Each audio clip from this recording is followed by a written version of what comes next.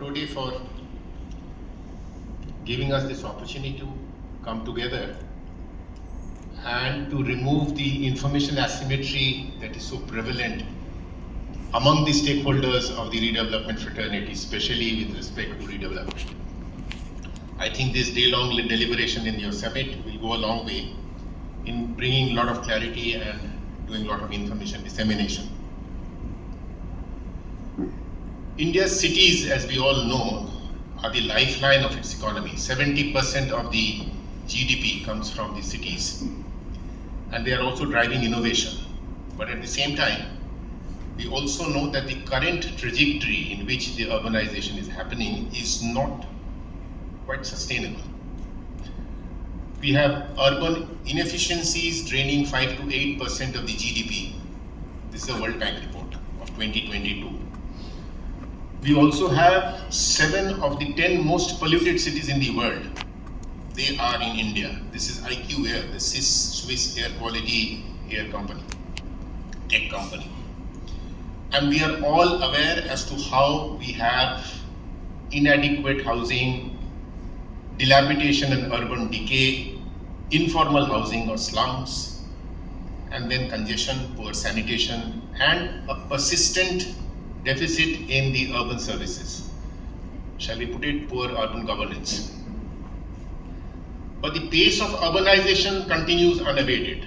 Today's 54.5 crore urban population, very soon, in another 4-5 years, would have reached 60 crore, and in a decade, I think we will be adding another 10 crore to the cities of India. And this accretion will be marked by simultaneous sprawl, that is extension of the cities, new townships, and of course also densification of the inner city areas. There will also be maybe stagnation in some of the regions. Now, if we talk about the sprawl and extension of city areas, we should be aware that this sprawl consumes 1.5 million hectares of farmland annually. This is a ISRO report of 2022. And while we do this to actually take care of the increase in urbanization, our inner cities continue to decay. Cities grow old, buildings get dilapidated, and they continue to decay. So this sprawl cannot continue like this uncontrollably, and we'll have to now look inward to see how cities can be also revitalized. If I go back to the census report of 2011 regarding dilapidation, there are about 22 lakh homes, 23 lakh homes which have been classified as dilapidated. And of course, a very high figure of maybe 1.5 crore of people who are living in slums. So these are all inadequate housing or suffering from urban decay. These figures of 2011 would have certainly significantly grown by now. So what is the sustainable solution to these problems that we are facing, or this crisis that lies ahead of us? That will be revitalizing the existing spaces within the inner cities and not perpetuating sprawl. So by promoting redevelopment, India will achieve its goal of Vikasit Bharat by 2047, by which we can help create cities which are economically vibrant, environmentally sustainable, and of course inclusive, socially inclusive. Revitalization, redevelopment and urban renewal will revitalize housing, livability, upgrade infrastructure. It will utilize the land resources more efficiently and optimally, and of course also create additional housing stock. We are all aware how RERA 8 years back brought a paradigm shift to the sector. And today I think I can proudly say that the 3 mantras are the main mantras of the developer who are in the greenfield development. Thanks to RERA, the 3 mantras are the 3 T's of transparency, trying to build trust with the home buyers, and having this thing in mind that they must complete projects in time.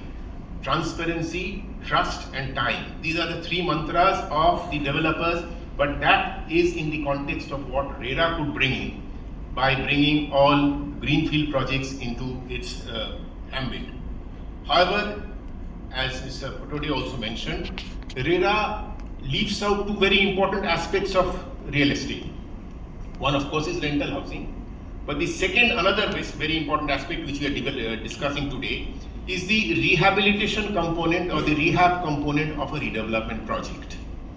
And since RERA allows a project to be developed in phases, which it should also, one can easily keep a redevelopment phase or the rehab phase as separate and only come forward with a registration or bring that part of the free sale component under the ambit of RERA. So that's another aspect which is not covered, and we will have to make efforts to see in what manner, whether it requires an amendment in the Act to bring in the rehabilitation component or redevelopment per se altogether under the ambit of RERA.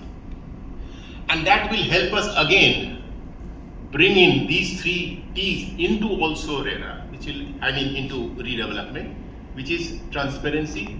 There will be trust, building of trust between buyers and the sellers, the society members, and within the society, and of course with the developers and other stakeholders who help them in developing this. And of course, timely completion of the rehab component also. Now, the biggest concern in this brownfield redevelopment has been information asymmetry. There is lack of knowledge, there is lack of trusted guidance on this entire process.